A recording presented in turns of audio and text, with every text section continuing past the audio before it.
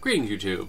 Today we'll be talking about Words of the Dragon, interviews with Bruce Lee from 1958 to 1973, and apparently this is volume 1 in a Bruce Lee library. The author, rather say editor, is John Little, and according to the blurb in the back of this, he is the world's foremost authority, one of the world's foremost authority, in Bruce Lee, his training methods, his philosophies.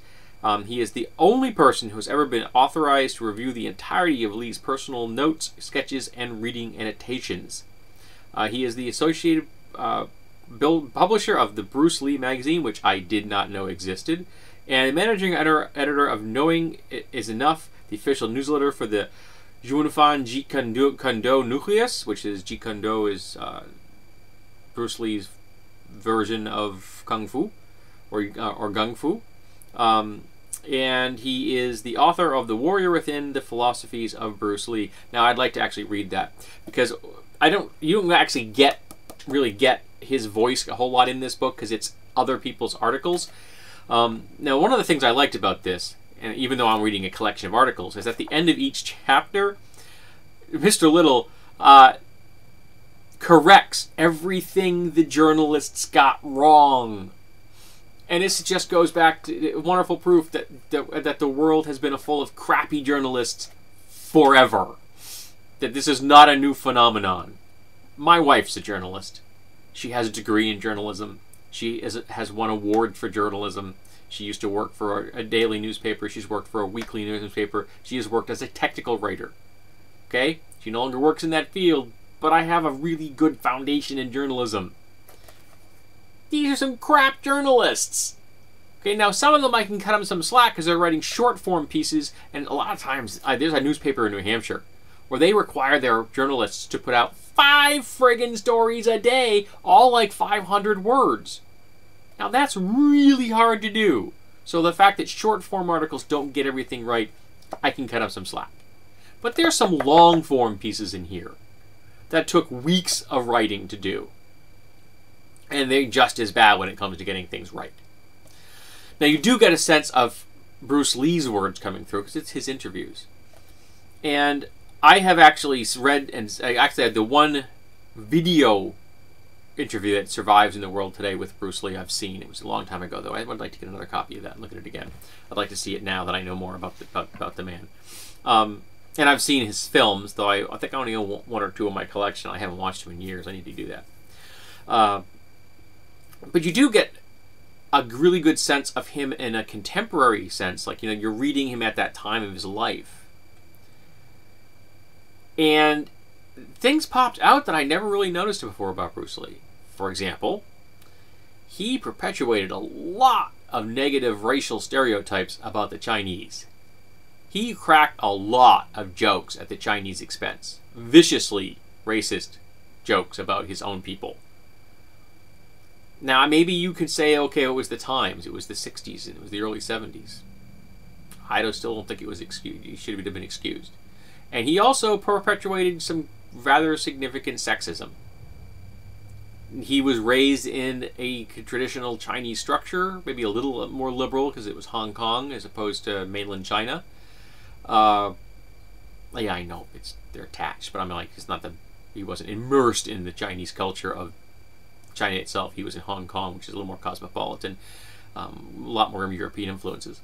And I'd like to think that if he had lived, he would have changed both his racial stereotypes and his sexism over time, because he was a student of philosophy and religion. And I think that would have affected him over time, and he would have realized the harm he was doing to his own people and to women of the world. Because I think he really was a wise guy. That he really did have a good track on coming to understand things, and that he was just kind of reflexively perpetuating the things that he had been raised in and was seeing in the world around him, because that era was incredibly racist. I mean, there's one person in here now, yeah, it was a younger reporter, but he, instead of writing the word very, V-E-R-Y, he wrote Velly, V-E-L-L-Y. Like it was a bad, stereotypical Asian accent, someone that can't pronounce their R's. But that and to a subtler extent, that kind of stuff was rife throughout these articles. It was amazing. Now, it was a little hard to read an entire, even wasn't a big book, it isn't a big book, article after article after article about the same guy, is that you're running over the same ground a lot. You know, because they got to give a little synopsis of the person, they got to talk a little bit what they're doing. So you do get, you're moving through time, so they talk a whole lot about Green Hornet, and they move beyond that over time. Then, of course, he cracks every film record in the world when he starts making his own films, where he's the main character, where he's the star. So, you know, things move through time. Interesting, I didn't realize, but at the time of his death, he and his family owned a 12,000 square foot home, and that's a big house, man. That's a big house. And, of course, the tragedy that befell his son, Brandon, but I didn't know that he had a daughter, Shannon. So I don't really know anything about Shannon or his wife, Linda, if either are still alive or what they're doing in the world. I'd like to look into that. He's had a massive influence. He is very much the first great Asian superstar that broke into the world. So I think it's important that we understand him both as historically, and also if you're a fan of martial arts or of movies. I think he touched on a whole lot of things. He was into philosophy. He was going to college for it before he got married. And he was very much into taking the best possible concepts from the religions of the world. And he wasn't adverse to, you know, picking and cherry picking from what he wanted from each, which I happen to agree with. I'm an eclectic pagan. I know exactly what that's like. So, if you are a Bruce Lee fan, like a hardcore, this is definitely something you're going to want to read. These interviews, I think, are very important. There's a picture in here. See if I can find it quickly. That, to me, summed up Bruce Lee in a way that a lot of the other publicity pictures... Yeah, here it is. He's just a guy. Now, he's an incredibly well-conditioned guy. But he's just standing there looking at the camera. He's not a character in that scene. He's Bruce Lee. And I think that that's kind of what I took away from this. Not the character Bruce Lee, but the person Bruce Lee. So there you have it, folks. The Words of the Dragon, edited by John Little. If you're a Bruce Lee fan, I consider it a must-read.